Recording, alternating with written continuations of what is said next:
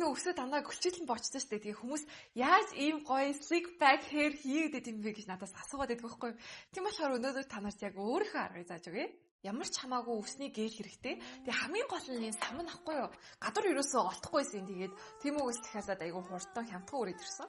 Нарийнхан ширхтээ сам байх хэрэгтэй. Тэгээд ийм нэг сотх шиг ийм браш байх хэрэгтэй заяа. Тэгжээж өсч мөр ийм гөлчгөр болдог байхгүй юу? Хамгийн үсээ хаглаад норгоод боон заяа. Яг голоор нь гişмээ хуваах хэрэгтэй.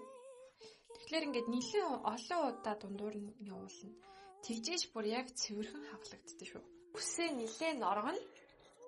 Дээдлээс анхаарал байхгүй яг доотлоо бас норгоно шүү. Цэвэрхэн боочин заяа. Гэлээ ерөөсөө харамлахгүй энэ хэсгээс нь авахуулаа. Ингээ хоош нь түрхэн. Энэ дээр нь маш их түрхээ.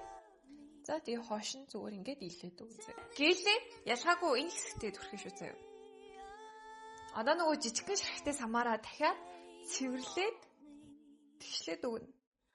Одоо энэ брашаараа самрах юм бол бүр гоё цэвэрхэн болно заяа. Энд байгаа үс ингээ уурсан штий. Тэгэхээр болтод тайлж агаад дахиад цэвэрхэн боон заяа. Илчгээр тэр нөгөө сүрвэсэн хэсэг нь алга болчихж байгаа байхгүй юу? Хоёр талаас нь татаж чангална. За тэгээд үсээ ингээд эргүүлээд шууц.